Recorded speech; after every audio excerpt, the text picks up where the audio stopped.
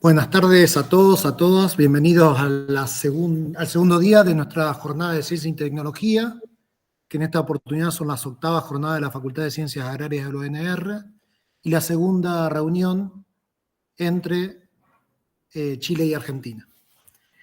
En esta oportunidad para mí es un placer presentar en esta conferencia a la doctora Macarena Gerding, quien es profesora asociada de la Facultad de Agronomía de la Universidad de Concepción de Chile. Macarena obtuvo su título de ingeniera agrónoma en esa universidad y luego se doctoró, obtuvo su título de PhD en la Universidad de Murdoch, Australia, por lo que cuenta con más de 20 años de experiencia en la investigación de interacciones benéficas entre plantas y microorganismos. Como resultado de sus investigaciones, Macarena tiene más de 25 artículos publicados en revistas indexadas de alto prestigio a nivel internacional. Y su trabajo se ha centrado en la selección de rhizobios asociados a las leguminosas de importancia agrícola y ecológica, y en el estudio también de rizobacterias promotoras del crecimiento e inductoras de tolerancia a estrés. En esta oportunidad, el título de la conferencia de la doctora Gerding es Rol de las bacterias rizoféricas en el rescate de especies vegetales chilenas en peligro de extinción. Así que bueno, Macarena, muchas gracias por aceptar la propuesta de participar en nuestras jornadas, y el tiempo y la pantalla es tuya. Muchas gracias, Gustavo. Voy a compartir pantalla.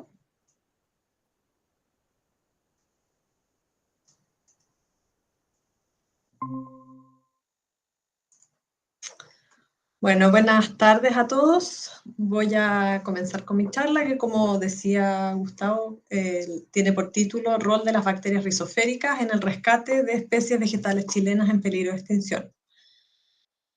Para partir, vamos a partir por lo básico. Las plantas están asociadas a un sinnúmero de microorganismos y diversas especies de bacterias.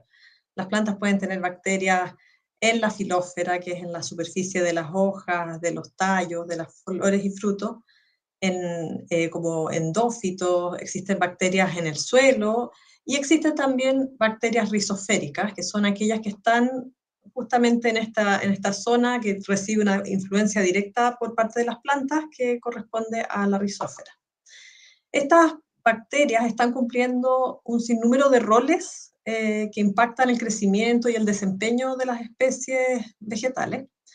Y los modos de acción pueden clasificarse en directos o indirectos, dependiendo del impacto que tengan sobre el cultivo, pudiendo esto ser del tipo hormonal, por regulación de hormonas, producción de enzimas, por disponibilidad de nutrientes, producción de antioxidantes, regulación del estrés de la planta, o también afectarlas positivamente de forma indirecta, produciendo, por ejemplo, antibióticos, contribuyendo al control de plagas e induciendo además la resistencia sistémica.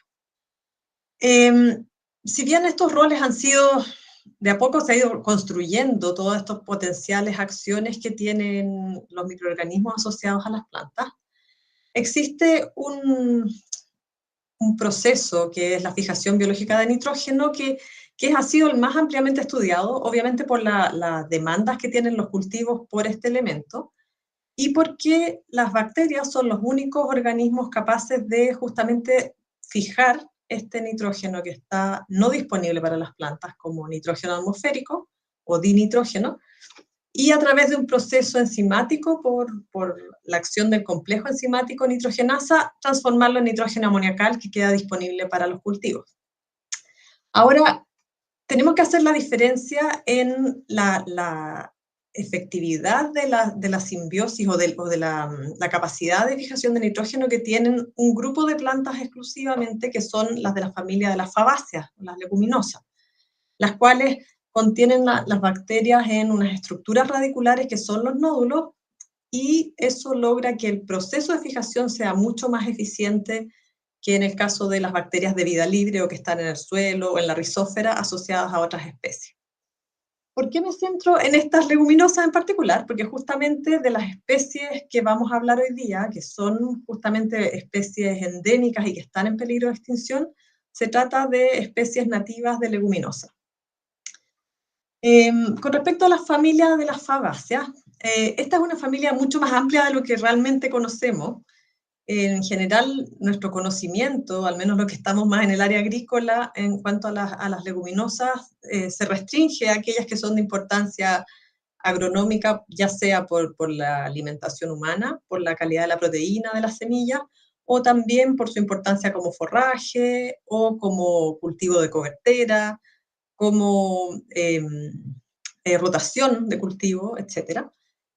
Y a lo mejor las tristemente dejadas de lado son las leguminosas de importancia ecológica y que son parte de los ecosistemas naturales en los distintos países, no solamente acá en Chile. Chile tiene varias especies que son de la familia de las fabáceas, que son parte de los ecosistemas naturales, algunas en las zonas más áridas, como el tamarugo, el algarrobo, y otras de la zona central y sur, que son parte de los bosques, algunas de ellas son más arbustivas, otras también están en la zona insular, en algunas islas, y poco a poco han ido desapareciendo de estos sistemas, lo cual implica un riesgo, bueno, para el uso de esas plantas por parte de algunos animales que las consumen, pero también para el sistema, porque están contribuyendo con nitrógeno para otras especies aledañas. ¿Por qué es más exitosa la simbiosis de las leguminosas en particular? ¿Por qué es más cantidad de nitrógeno la que se puede lograr en este caso? Porque en el caso de la simbiosis rizobio-leguminosa, las bacterias, como les decía, están contenidas en unos nódulos radiculares, en los cuales la bacteria está protegida y además la planta provee directamente de nutrientes para su desempeño, porque es la fijación de nitrógeno es un proceso que requiere de alta energía, se consumen 16 ATP en solamente fijar una molécula de N2. Y además la planta genera un compuesto que se llama leghemoglobina, que es de coloración rojiza, que permite que se genere una condición de anaerobiosis parcial. Se regula ahí la presencia del oxígeno de manera que se active el complejo enzimático que es responsable de la fijación de nitrógeno. De otra forma, esa enzima se inactivaría si es que hay presencia de oxígeno. Y por lo tanto, esta interacción obviamente es clave en el establecimiento de las leguminosas y en su productividad, en la calidad de la proteína, cuando estamos hablando de leguminosas de importancia alimentaria, y también en la cantidad de nitrógeno que esto deje en los sistemas. Ahora, un punto que es muy importante y que se basa un poco en el trabajo que voy a presentarles hoy día, es que esta asociación entre la leguminosa y la bacteria, que es el rizobio, que es el nombre común que se le da, es una relación altamente específica en la cual debe haber un reconocimiento mutuo para que la bacteria pueda ingresar a los tejidos de la raíz y formar esta estructura en las raíces de las plantas. Esta interacción se genera porque hay un intercambio de señales entre ambos actores, en donde la planta genera exudados radiculares que incluyen flavonoides, isoflavonoides, entre otros compuestos, que van a ser reconocidos por las bacterias que están en el suelo, y si son la bacteria específica, o por lo menos cercana a la bacteria que pudiera ser la específica para interactuar con la planta, se van a activar ciertos genes que están contenidos en el genoma de la bacteria, que son los genes NOD, que van a producir un compuesto que se llama factor NOD, que es una estructura con un esqueleto de quitina, que actúa como la llave de entrada de la bacteria a la planta. No vamos a entrar en el proceso que ocurre dentro de los tejidos, pero lo importante aquí es que esta interacción es altamente específica y como podemos ver, ahí puse dos dibujitos que se ven muy pequeños, pero de los factores NOD producidas, por ejemplo, por Sinorhizoium meliloti, que es la bacteria específica de la alfalfa, y por Rhizobium leguminosarum biobarbicae, que es la bacteria que se asocia específicamente a la lenteja y a la arveja. Si se fijan, son efectivamente como llaves, que son las que van a ser reconocidas por la planta, y la planta va a generar este hilo infeccioso, sea cual sea la vía de ingreso de la bacteria, ya sea vía rotura de epidermis o vía pelo radicular, y va a producir este ingreso de la bacteria y la interacción de la bacteria con la planta, en que se va a generar un aumento en la producción de ciertas hormonas y también una división de las células del córtex. Y eso va a llevar a que se forme el nódulo que les mostraba en un principio, que es la estructura en donde va a habitar esta bacteria, ya transformada a un estado que se llama bacteroide, que es el estado en que la bacteria puede efectivamente capturar el nitrógeno atmosférico y entregárselo a la planta como nitrógeno disponible. Entonces, esta forma de interactuar de la bacteria con la planta han sido ampliamente estudiadas en las especies agrícolas. De hecho, cuando uno busca información acerca de rizobios, existen lo que se conoce como grupos de inoculación, en que ya se sabe que los tréboles, por ejemplo, interactúan con una bacteria en específico. El garbanzo, por otro lado, tiene otra bacteria que es la específica para interactuar y formar este nódulo. Y que también existen algunos grupos que comparten el mismo inoculante, es decir, la misma bacteria, como por ejemplo la arveja, la lenteja, el haba, pueden interactuar con una misma bacteria. Sin embargo, es bastante poca la información que existe en torno a las leguminosas naturales o que están en ambientes no intervenidos y que no son de importancia agrícola y alimentaria. Y eso, por lo tanto, implica un gran desafío a la hora de querer reestablecer especies como las que les menciono, porque no se sabe si es que están noduladas o no, si es que tienen esta interacción con el rizobio, dónde poder capturar ese rizobio. Muchas veces, y aquí, perdón, no pasé a la siguiente, existe además la dificultad de que para hacer ensayos, que es algo que también nos vimos enfrentados en los proyectos en que hemos trabajado con especies nativas, hay escasez de semillas, sobre todo cuando estamos hablando de especies que están en peligro de extinción. Hay además una amplia variabilidad genética dentro de esas semillas. Muchas especies son de polinización cruzada y por lo tanto no hay una homogeneidad de plantas a la hora de hacer los ensayos y por lo tanto la parte estadística es un sufrimiento porque al final hay mucha diversidad, mucha dispersión de los datos dentro de cada tratamiento. Existen pocas técnicas para propagar vegetativamente estas especies y si nos vamos a las leguminosas específicamente, es difícil muchas veces la detección de los nódulos en especies leñosas, muchas veces porque están muy escondidos, profundos en el suelo, o simplemente porque algunas no forman estas estructuras radiculares. Entonces, en los trabajos que les voy a mencionar ahora, vamos a ver cómo ha sido este camino para encontrar los nódulos y los rizobios contenidos en ellos para 4 especies chilenas que están en peligro de extinción y una de ellas extinta en su hábitat natural, y los principales resultados que hemos obtenido. En particular en una especie es donde más hemos logrado avanzar y por lo tanto la última parte de la charla va a estar más enfocada en esa especie en particular. Entonces, estas especies son Adesmia boronioides, que es un arbusto resinoso perenne que tiene alto valor medicinal, que es una especie que es endémica de la Patagonia chilena y Patagonia argentina también, que es una especie que está restringida solo a ciertos sectores en la zona sur de Chile, en particular en Aysén y en parte de Magallanes también, y que tiene propiedades medicinales, lo que ha hecho que muchas personas también la colecten, mermando las poblaciones, y además es una fuente de alimentación para especies de herbívoros nativos que están en el sur.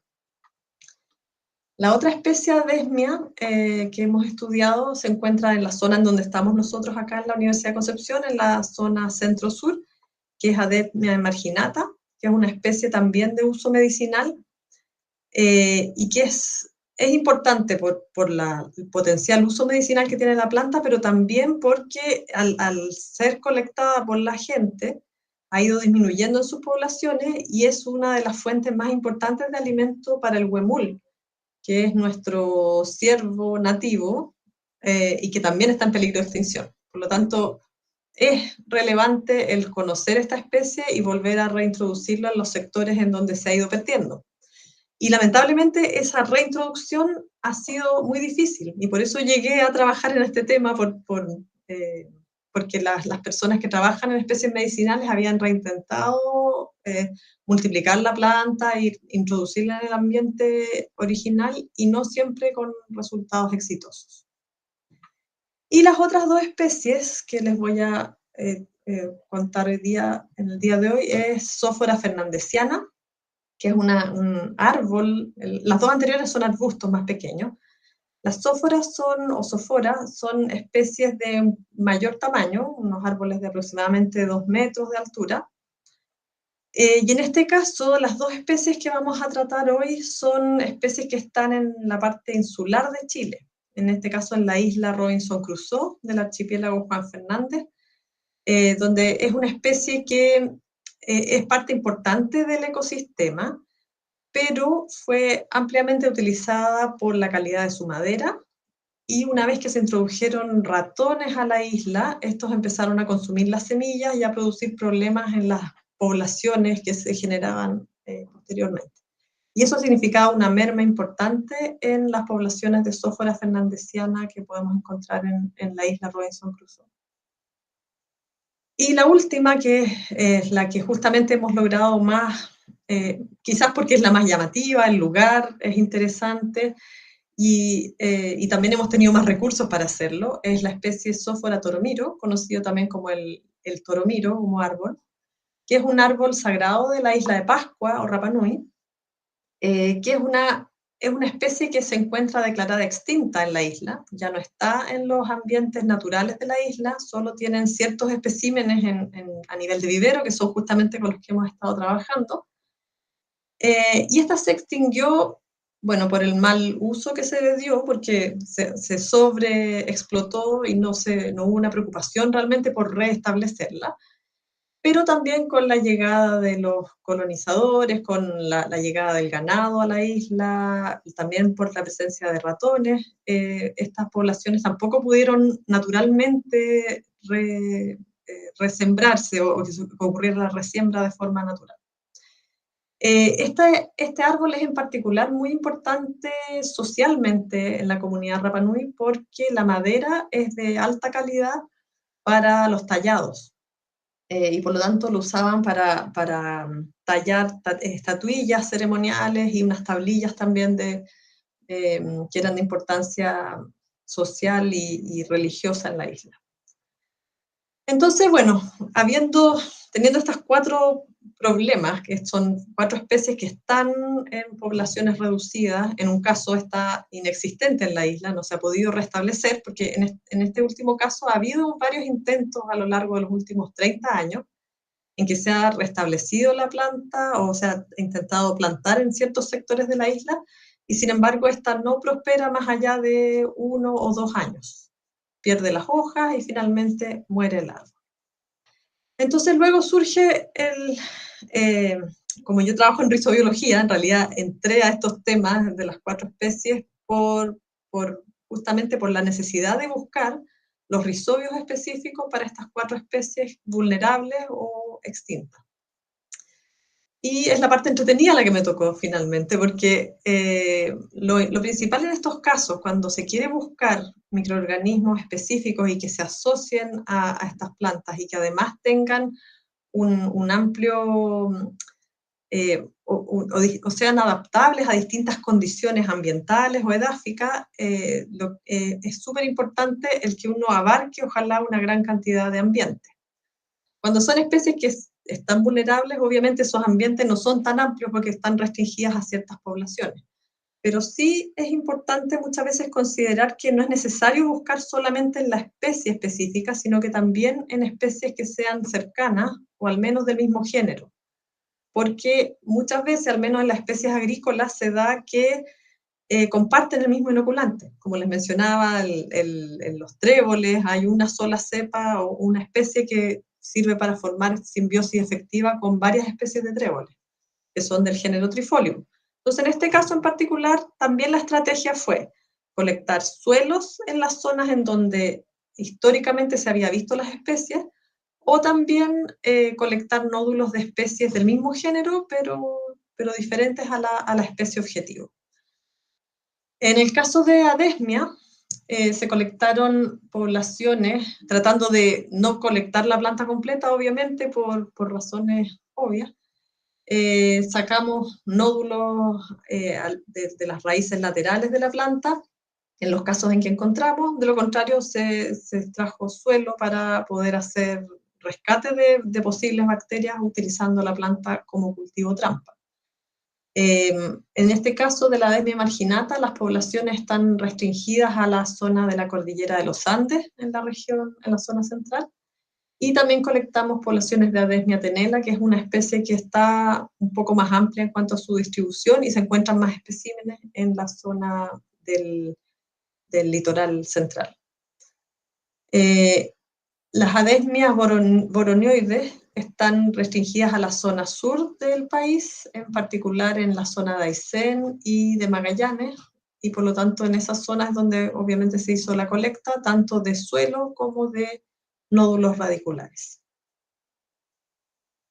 Las más entretenidas son las zóforas, porque implica ir a las islas a buscar el material vegetal, y en el archipiélago Juan Fernández es donde encontramos dos especies de zófora. La zófora fernandesiana, que es una de las cuales hemos trabajado hasta ahora, y una que está casi extinta, que es zófora mazafuerana, que es una especie que está prácticamente colgando de los riscos, viviendo en condiciones sumamente difíciles. Creo que acá había puesto una, claro, que está entre rocas, muy difícil de acceder a sus raíces.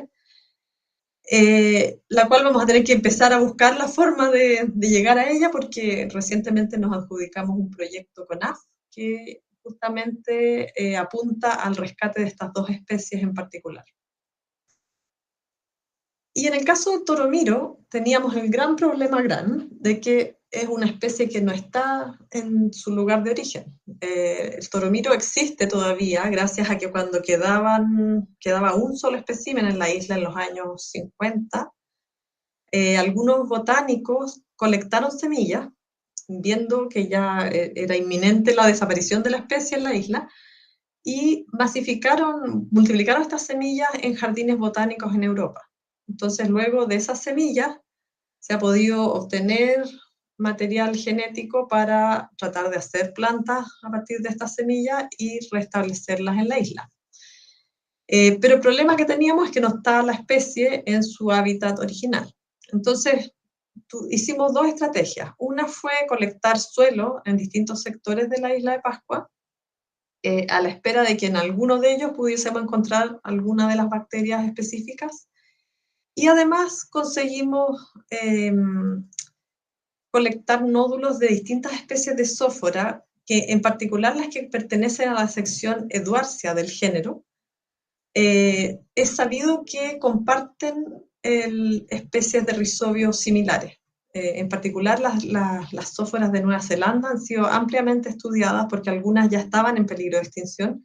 Entonces ellos ya tenían varios trabajos en los cuales mostraban que algunas especies tienden a compartir un mismo inoculante rhizobiano. Bueno, Rapa Nui, para los que no saben mucho de la isla, es una pequeña isla que se encuentra a 3.500 kilómetros de Santiago, es decir, del continente de Chile. Y es una isla que es célebre por sus estatuas de roca, los conocidos moai. Y también es bastante conocida en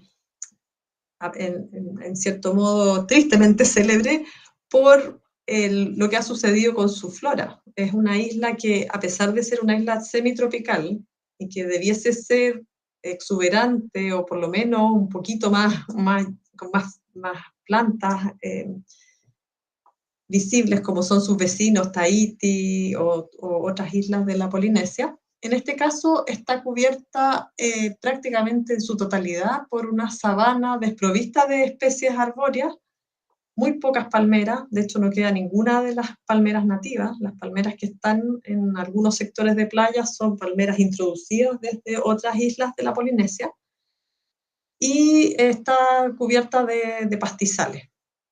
Entonces, bueno, la estrategia aquí fue colectar de todos modos suelos en distintos sectores de la isla a la espera de encontrar alguna bacteria. En realidad no con mucha esperanza, porque las condiciones tanto climáticas como vegetacionales con respecto a las que existían cuando estaba el árbol Toromiro, han cambiado drásticamente en los últimos años.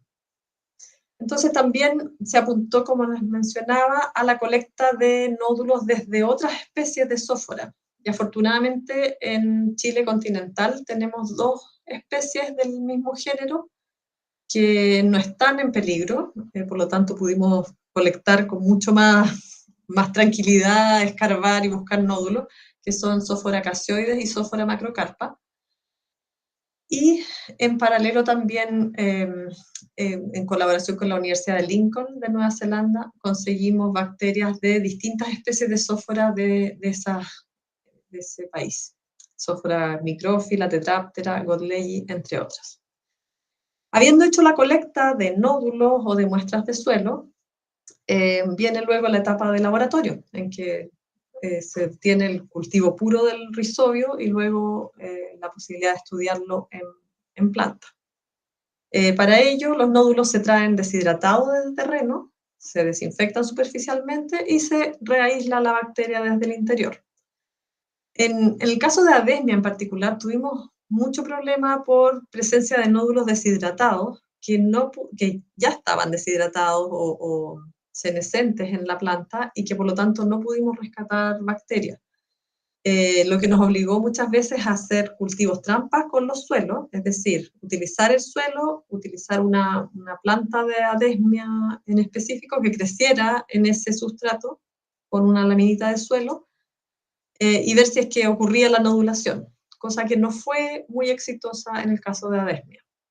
De todos modos, obtuvimos una colección de bacterias, las cuales son en primera instancia caracterizadas genéticamente para no estar trabajando con múltiples copias de un mismo individuo, entonces se hace un fingerprint, que no es lo que estoy mostrando ahora en la imagen, y luego la identificación a nivel de especie por medio de secuenciación de genes conservados. Y lo que vimos en Adesmia, en las 2 especies, es que estas aparentemente no comparten el mismo tipo de bacterias simbionte, ya que Adesmia tenela tendió a formar nódulos con especies del género Mesorhizobium, mientras que Adesmia boronioides, desde la del sur, con especies del género Rhizobium y Bradyrhizobium, y Adesmia marginata, que ha sido la más difícil de encontrar nódulos, encontramos especies que no se habían descrito antes como inductoras de nodulación, que son el género Labris y el género Burkholderia, que escasamente aparecen en algunos reportes en leguminosas también de ambientes no intervenidos. Y eso es un punto importante. En la medida que más se han ido explorando especies que son de ambientes no intervenidos, en realidad uno se da cuenta que esa familia que se describió como las rizobiáceas, que son todas las bacterias que se asocian a las especies de importancia agrícola, en realidad no constituyen una sola familia de ese tipo, sino que es mucho más amplio el grupo de bacterias que pueden estar estableciendo simbiosis con leguminosas. En el caso de las Sophora, este arbolito lo voy a ampliar por parte porque no se ve nada.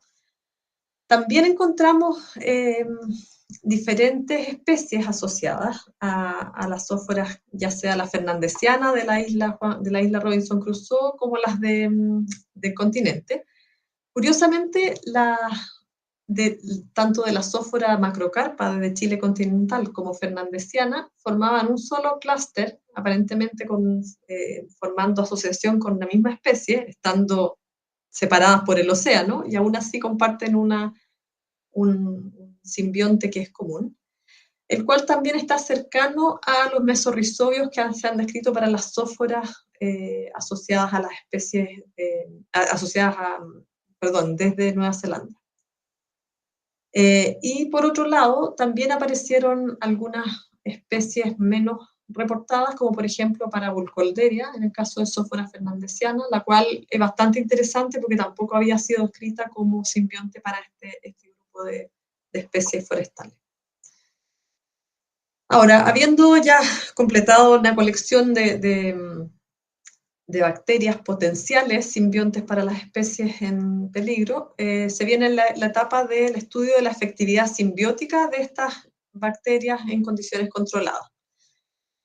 Cuando se trabaja con especies agrícolas, al tener una gran cantidad de semillas, nos da la posibilidad de hacer unidades experimentales grandes, hacer siembras y plantaciones destructivas en que uno puede fácilmente estimar peso seco, peso de raíces, estudiar la nodulación con detalle. Pero en este caso, en especies que están en peligro, no tenemos las mismas posibilidades. Por lo tanto, siempre hemos optado por usar las bacterias que realmente creemos que tienen alguna posibilidad con esa especie en particular, para no ampliar tanto el ensayo y poder usar la mínima cantidad de semillas. Y también utilizando una planta por unidad experimental, lo cual implica un riesgo bastante alto. Esto se hace en ensayos en condiciones, como les decía, controladas, en un fitotrón con luz artificial, con sustrato esterilizado, normalmente algún tipo de arena con perlita, y con solución nutritiva exenta de nitrógeno, de manera de que la bacteria sea la que aporte el nitrógeno disponible para la planta. Les voy a mostrar ahora algunos resultados de efectividad que hemos tenido en las especies antes mencionadas. En el caso de Adesmia marginata, que es la especie de la cual se alimenta el huemul aquí en la zona cordillerana de Chile, no tuvimos el éxito esperado. Las barritas que están de color azul son aquellas en que hubo formación de nódulos y las que están con rayitas no hubo formación de nódulos. Como pueden ver, solamente algunas de las cepas bacterianas colectadas fueron capaces de formar nódulos en esta especie, pero no lograron los niveles esperados de crecimiento. Aquí lo que se evaluó fue la materia seca de la planta en comparación con la planta con nitrógeno, que es como la meta a alcanzar, una planta abastecida en su totalidad con el nitrógeno que requiere para su desarrollo.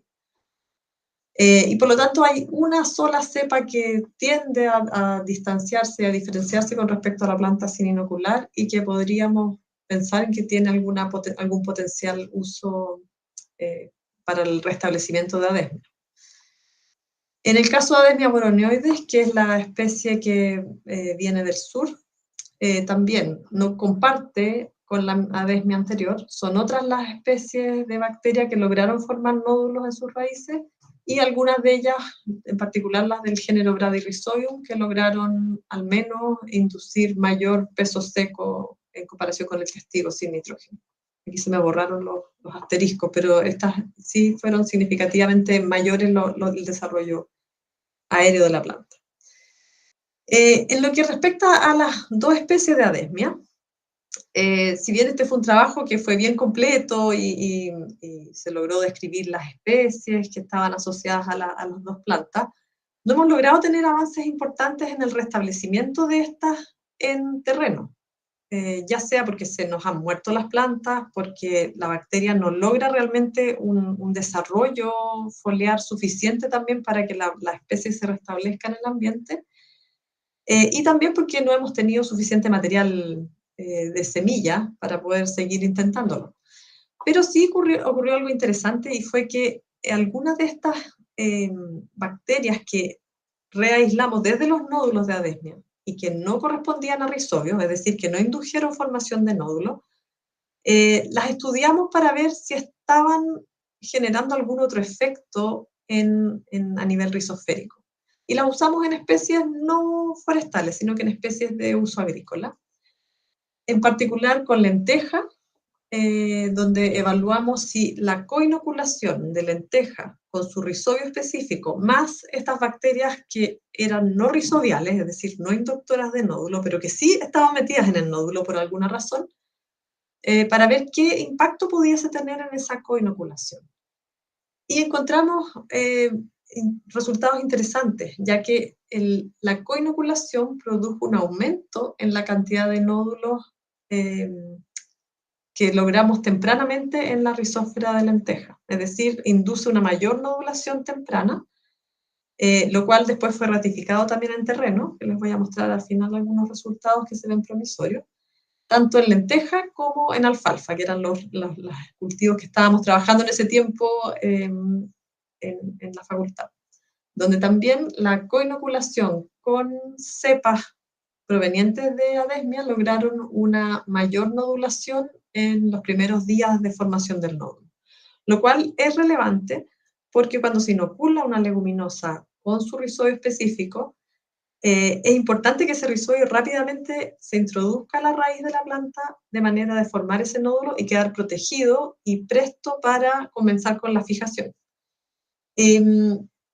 Lo que fue interesante también en esto fue que estas especies, en particular las del género Labris, que se había repetido mucho en Adesmia marginata, que es una especie que vive en condiciones de alto estrés en la cordillera, porque pasa periodos cubiertas por nieve y luego rebrota en primavera, nos había llamado la atención que se repitiera esa bacteria del género Labris.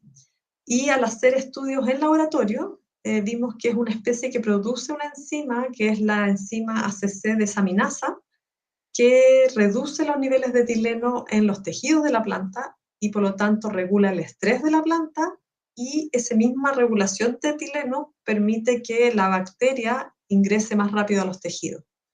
Entonces también creemos que pudiera estar jugando un rol más allá de inducir nodulación, sino que también en la protección de la planta ante condiciones de estrés. Con respecto a las zóforas, en zóforas de Juan Fernández, del archipiélago Juan Fernández, no tuvimos hasta ahora los resultados esperados. Nos faltan varias cepas por probar, porque nos falta material genético, es decir, semillas o la posibilidad de reproducir la especie en forma vegetativa.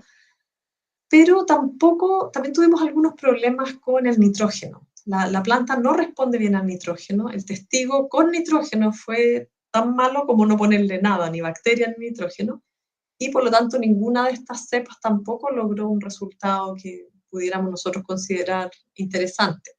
Sí notamos que solamente ciertas cepas indujeron nódulos, lo cual ya es un camino interesante, y solamente eran las del género Parabulcolderia, que provenían específicamente de la misma especie.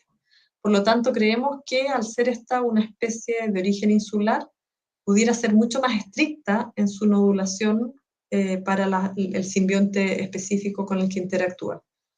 Entonces aquí nos queda un gran camino por avanzar, que esperamos ahora con este proyecto que comienza este año, poder realmente obtener más respuestas, poder buscar más nódulos y buscar realmente una estrategia que pueda servir para restablecer la planta en su ambiente original.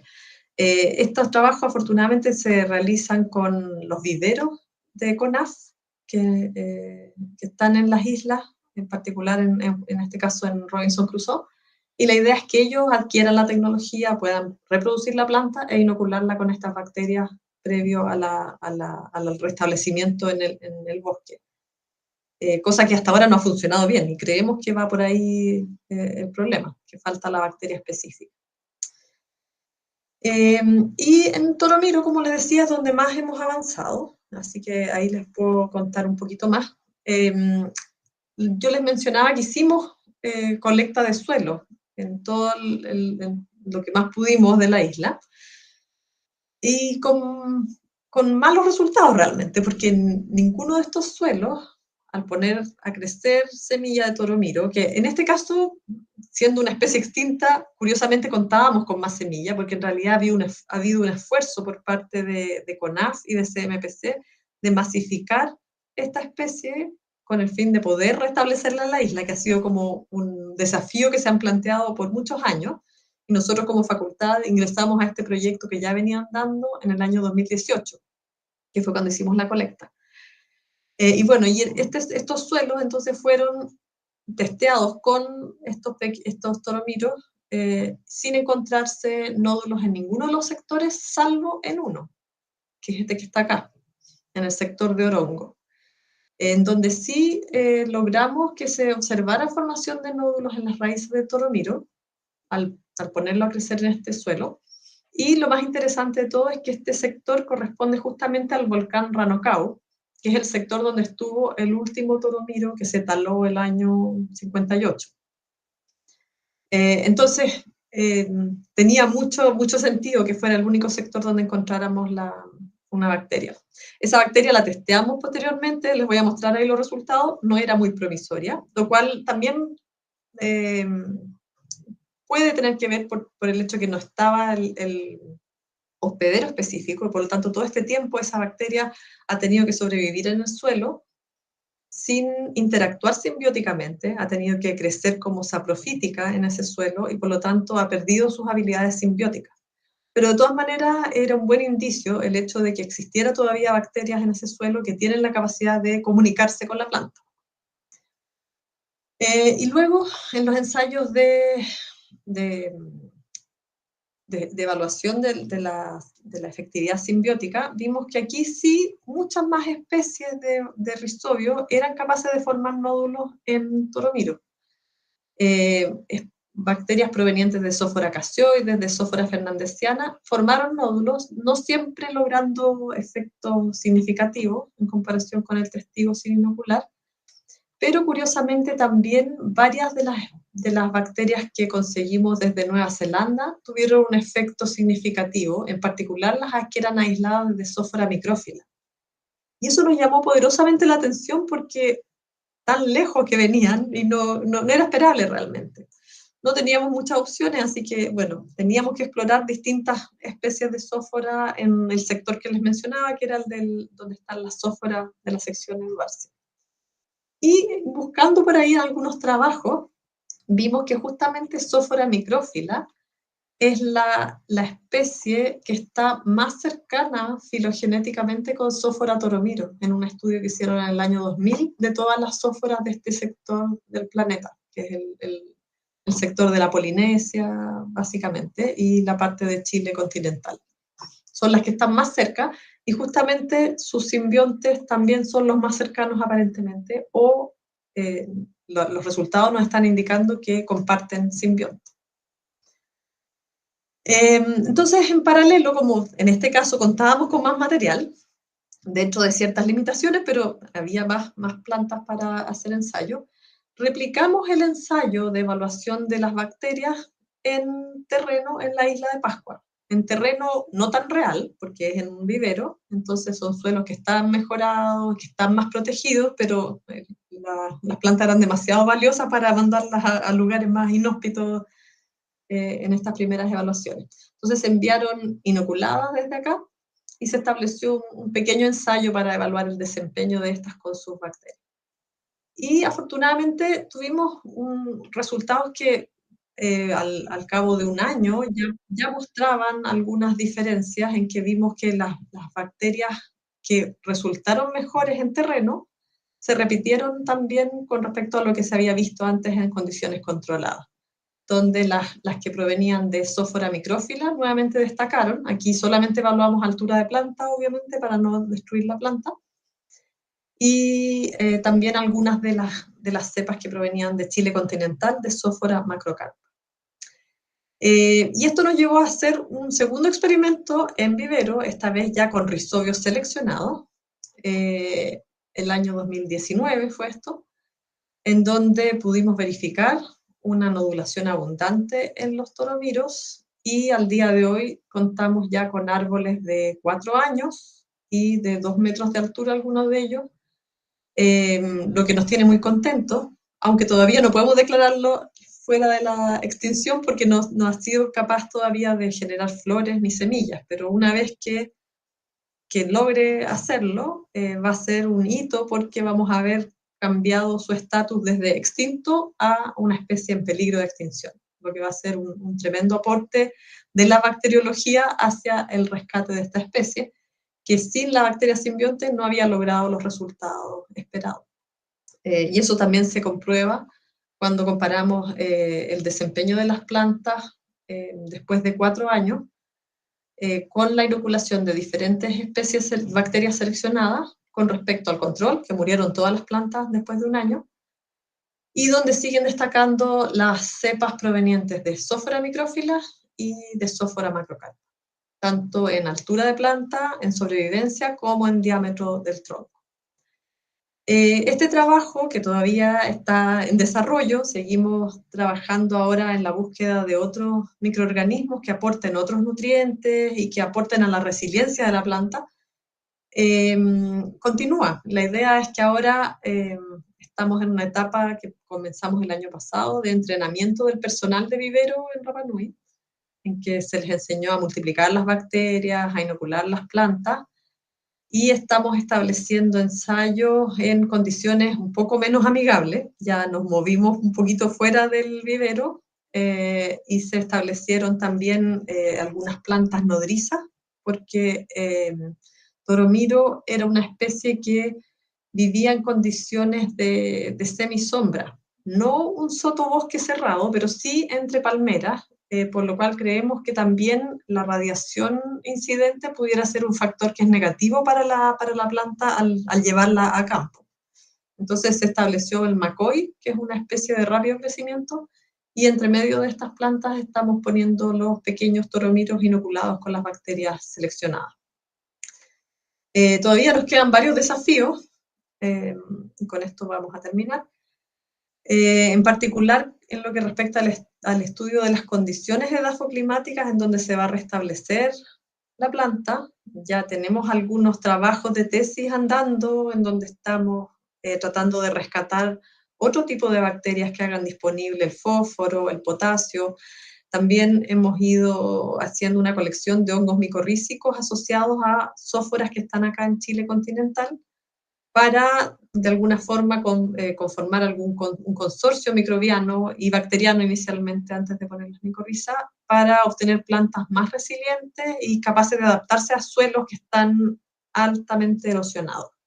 Y estas mismas estrategias también las vamos a seguir implementando con Zósfora fernandesiana y Zósfora mazafuerana, que son del archipiélago Juan Fernández.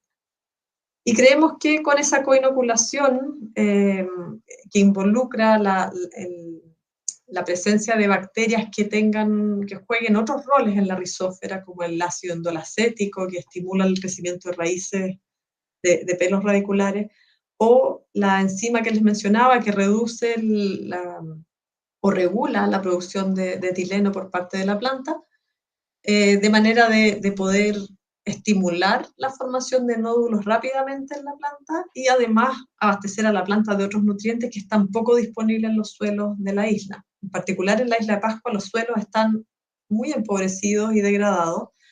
Sin embargo, hay potasio y hay fósforo no disponibles. Por lo tanto, enriqueciendo los microorganismos asociados a la planta, podríamos revertir en parte esa situación. Estos eran datos, bueno, que me faltó, les mencionaba antes, por ejemplo, en lenteja logramos, usando bacterias que provenían de adesmia, un aumento significativo en la cantidad de grano con esa coinoculación. Y creemos que eso también podríamos aplicarlo a especies no agrícolas y poder de esa forma estimular el ingreso rápido de la bacteria a las raíces, además de otro tipo de beneficios que pudieran estar aportando estos otros microorganismos a la planta. Y con esto termino mi charla, para que quede espacio para preguntas, si es que las tuviesen, sin antes agradecer a mucha gente que ha estado involucrada en los distintos proyectos, a Leo, que trabajó su tesis en adesmia, Indalicio y Susana, que hicieron sus tesis con Zósfora, al equipo de laboratorio, a la gente de CONAF Rapa Nui, a Susan Fischer, que trabajó conmigo en el tema de las adesmias, que ella es especialista en especies medicinales, y también al equipo de CMPC, que está Jaime Espejo, y la gente de la Universidad de Lincoln y de la Universidad de Murdoch de Australia. Y con eso me despido para escuchar atentamente sus preguntas si es que las tuviesen. Muchas gracias.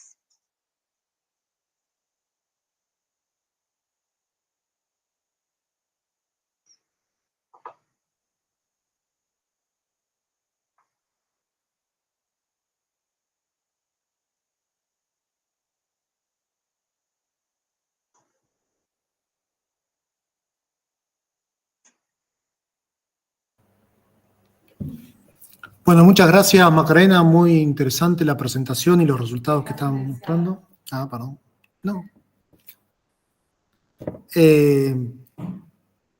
¿Dejo de compartir? Vamos a pasar a las preguntas. Una primera pregunta que hay en el auditorio.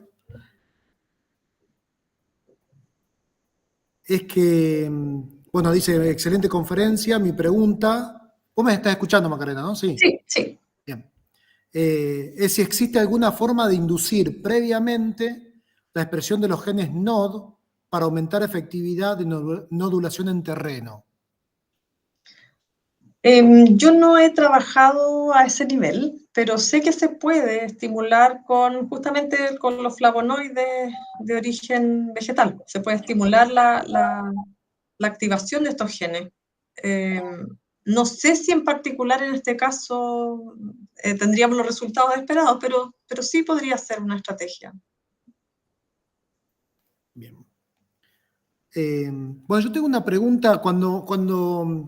Cuando mostraste el experimento del consorcio o la coinoculación, Sí. ustedes llegaron a demostrar en realidad los nódulos que se forman son de la bacteria específica o es el consorcio también que hace los nódulos. Mira, lo que vimos, que en ese caso no mostré más detalle porque eran lentejas, era en otra especie, pero nosotros reaislamos las bacterias de los nódulos de la planta total y le hicimos fingerprinting con PCR para ver si correspondía al inoculante seleccionado o no. Y claro, y efectivamente al no coinocular, la presencia del inoculante seleccionado era muy baja. Predominaban especies o cepas de rhizobios que estaban en el suelo, por eso el testigo también tuvo una nodulación bastante alta. Pero al coinocular, la presencia de los inoculantes seleccionados aumentó. Es decir, la bacteria, por eso hablábamos de bacterias ayudantes. El hecho de que estuviera presente una bacteria que reduzca los niveles de etileno, porque también se produce una suerte de estrés al momento de interactuar la planta con la bacteria, propició el ingreso de la bacteria que deseábamos que ingresara, que era el rhizobio seleccionado. Y eso significó aumentos en rendimiento, no necesariamente mejor nodulación, pero sí más presencia del inoculante seleccionado. Ahora, en ese caso en particular había una competencia alta en el suelo, porque como la lenteja es un cultivo que se cultiva habitualmente en Chile, entonces obviamente hay bacterias que nodulan con esa especie. Acá es diferente la situación, sobre todo en la isla de Pascua, porque no hay bacterias que compitan. Entonces los nódulos, nosotros hemos verificado, los que hemos podido rescatar de los toromiros que están allí a 4 años de haberlo establecido, y sigue siendo la bacteria que inoculamos inicialmente. No hay algo que esté compitiendo con ellos, que eso es algo de beneficio. O sea, creemos que va a ser una cosa, un aspecto bueno, digamos, de la pobreza de su suelo. Y la otra pregunta que tengo, mientras a lo mejor esperamos si alguien más de la audiencia quiere hacer otras preguntas, es, o sea, al final me di cuenta que en realidad en Islas de Pascua, en realidad la hipótesis es que los suelos están degradados, por eso mi pregunta es si podrán restablecer naturalmente la población de tolomiros, ¿no? La planta de ahí, porque en realidad sí es la única causa, es el suelo degradado, o hay otras condiciones de por qué evolutivamente esa planta no se adaptó al cambio que sufrió la isla. O sea, yo creo que son varias las condiciones. Una es que al no haber más árboles, esta especie se ve expuesta al viento, que es un viento fuerte en esa isla, y también a la radiación, porque era una especie de sotobosque, pero de bosques no densos, pero de todas maneras había palmeras nativas que también fueron depredados esos bosques, y por lo tanto las condiciones lumínicas también han cambiado. Y por eso la estrategia del ensayo que instalamos el año pasado fue de poner toromiro junto a una planta nodriza, junto a una especie de rápido crecimiento que le dé una semisombra, además de inocularlo con las bacterias específicas. O sea, ya sabemos que la bacteria juega un rol importante porque los testigos murieron. O sea, evidentemente la muerte se producía por deficiencia de nitrógeno y necesitaba el rhizobio. Pero también sabemos que no es cosa de llegar y ponerla en esos terrenos tan empobrecidos. Hay muchas cosas más que están en juego y por eso creemos que, bueno, una estrategia es acompañarla con más microorganismos que aporten otro tipo de nutrientes, pero también darle las condiciones a la planta que sean más parecidas a las condiciones originales. Bueno, muchas gracias, Macarena. Bueno, no hay más preguntas, sí hay muchas felicitaciones de parte de la audiencia. Uno de los que están escuchando dice, muy interesante, muy clara presentación, felicitaciones, excelente trabajo. Bueno, son todos deseos de que sigas trabajando en esta línea muy, muy apasionante por lo que vemos. Sí, Así muy que, bueno, entretenida. Sí. acá tengo una pregunta del auditorio. Que estamos en... Hola, bueno, felicitaciones por el trabajo, muy, muy lindo. Y te quería preguntar, estas especies nodrizas que le ponen a estos árboles, digamos, para acompañar el tema de la radiación solar y todo, si son autóctonas, digamos, o en realidad estás introduciendo otra, porque bueno, las palmeras se supone que también están extintas, nos decía, las palmeras con las que estaban juntos, crecían juntos, ese sotobosque. Sí, no, el macoy es una especie que fue introducida desde la Polinesia, pero hace tiempo, no es que la estén, en realidad la isla está llena hasta de eucaliptus, tiene de todo, o sea, tampoco sería una aberración tan grande introducir algo más, pero de todas maneras lo que se está haciendo es usar lo que ya está ahí, pero que es de origen polinésico, para simular un poco lo que sería la realidad de la isla años atrás. Claro. Pero no quedan de la especie nativa. El toromiro ha sido como el ícono del rescate de las especies que ya se perdieron porque se rescataron semillas. Las otras ya no queda nada de las otras especies que desaparecieron. Esta es como la oportunidad que tienen los isleños de recuperar una de sus especies icónicas e importantes culturalmente para ellos. Bueno, excelente. Muchas gracias. Muchas gracias, Macarena. Bueno, gracias otra vez por aceptar participar en las jornadas. Y bueno, a los que están en la sala les recuerdo que los pósteres se pueden visualizar con sus audios respectivos en la página web de las jornadas. Y bueno, ahora en 5 minutos seguimos con las sesiones orales que corresponden al día de hoy. Así que bueno, muchas gracias a todos por participar. Muchas gracias a ustedes por la invitación. Nos vemos.